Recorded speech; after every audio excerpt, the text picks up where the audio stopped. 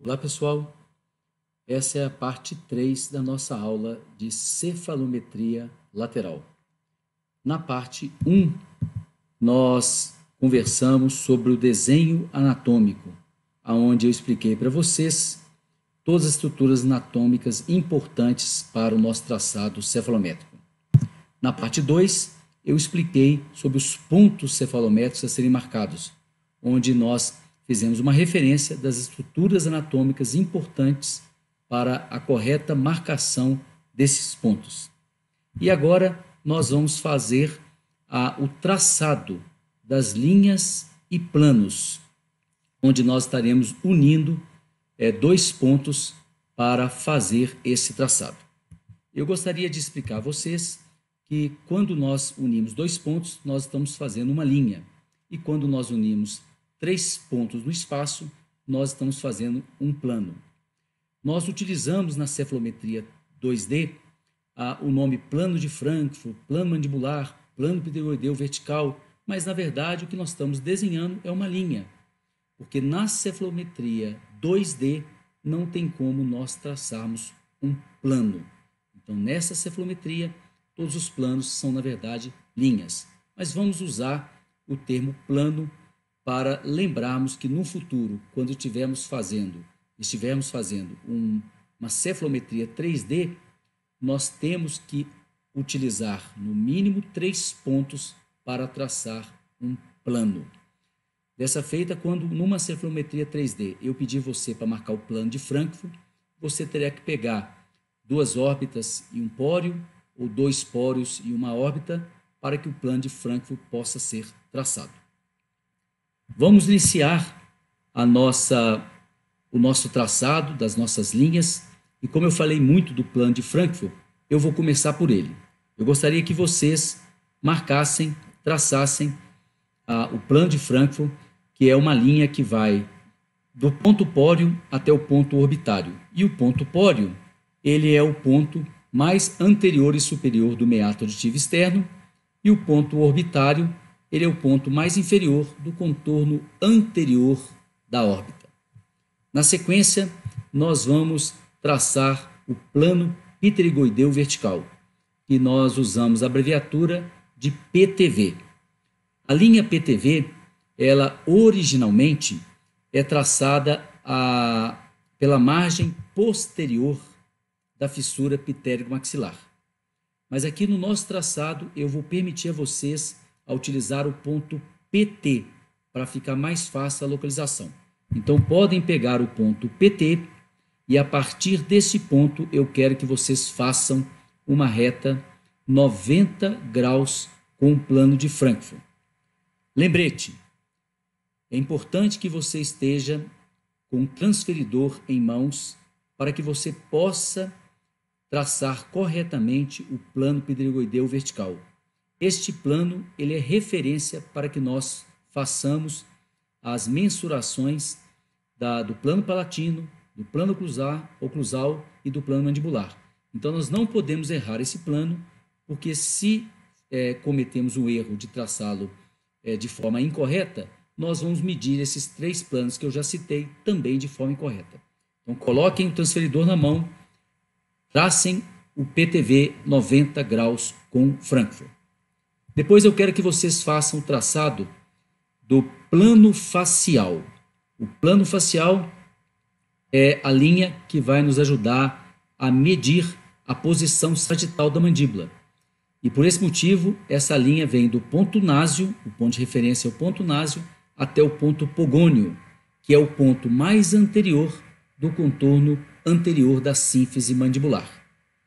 Depois vamos traçar a nossa profundidade maxilar, e esta linha é que vai nos ajudar a mensurar a posição sagital da maxila, e esta linha também é traçada a partir do ponto náseo até o ponto A, que é o ponto mais posterior da curvatura anterior da maxila. Na sequência, eu quero que vocês tracem o eixo facial. O eixo facial é uma linha que vai do ponto PT até o ponto gnátio. Na sínfise nós temos vários pontos. Então vamos lembrar que o ponto gnátio ele está entre o ponto pogônio e o ponto ME. Pogônio é o ponto mais anterior da sínfise, ME é o ponto mais inferior. E o gnátio, por estar entre os dois, é o ponto mais anterior e inferior da sínfise mandibular. PT, gnátio, eixo facial. Depois eu quero que vocês tracem o plano palatino. O plano palatino ele vai nos ajudar a medir a inclinação da maxila e este plano ele sai da espinha nasal posterior e vai até a espinha nasal anterior, plano palatino. Depois eu quero que vocês tracem o plano oclusal. Vamos lembrar que no desenho anatômico eu pedi que vocês fizessem o desenho do primeiro molar superior e primeiro molar inferior, além dos pré-molares e incisivos. Para o plano oclusal, nós não vamos usar os incisivos, porque aqui nós vamos traçar o plano oclusal funcional de Ricketts. Ricketts apenas usava 2 pontos. A interdigitação, a intercuspidação de primeiros molares e a interdigitação de pré-molares. Então você vai colocar a reta nesses 2 pontos citados e pode traçar a linha desde o dorso da língua até o lábio. E aí nós teremos o nosso plano oclusal. Depois eu quero que vocês tracem o plano mandibular. O plano mandibular ele vai ser traçado a partir do ponto ME, criando uma tangente à borda inferior da mandíbula. Do ME até o gônio ou do ME tangenciando a borda inferior da mandíbula. Plano mandibular. Depois nós vamos traçar os longos eixos dos incisivos. Vamos começar pelo longo eixo do incisivo superior. Primeiro ponto é o ponto incisal do incisivo central superior mais vestibularizado e o segundo ponto é o ponto no ápice desse mesmo dente. A partir desses 2 pontos, ou através desses 2 pontos, vocês vão traçar o longo eixo do incisivo superior. O mesmo protocolo vai ser seguido para o incisivo inferior. Pega o ponto na incisal do incisivo central inferior mais vestibularizado e passe pelo ápice do mesmo dente, traçando o longo eixo do incisivo inferior. Depois eu quero que vocês tracem uma linha do ponto SO até o ponto espinha nasal posterior. E para isso eu quero lembrar a vocês, eu pedi que vocês marcassem um ponto na média aritmética entre o ponto sela e o ponto base. No meio do caminho desses 2 pontos, era para você marcar o ponto SO. E agora você vai usar esse ponto SO, unindo o mesmo até a espinha nasal posterior, e aonde esta reta tocar a parede posterior da faringe, você vai marcar um ponto que nós vamos chamar de AD1. Este ponto vai ser útil para nós mensurarmos a passagem de ar na nasofaringe, da espinha nasal posterior até o AD1. Após o traçado de todas essas linhas, vocês terão um desenho similar ao que eu estou mostrando para vocês.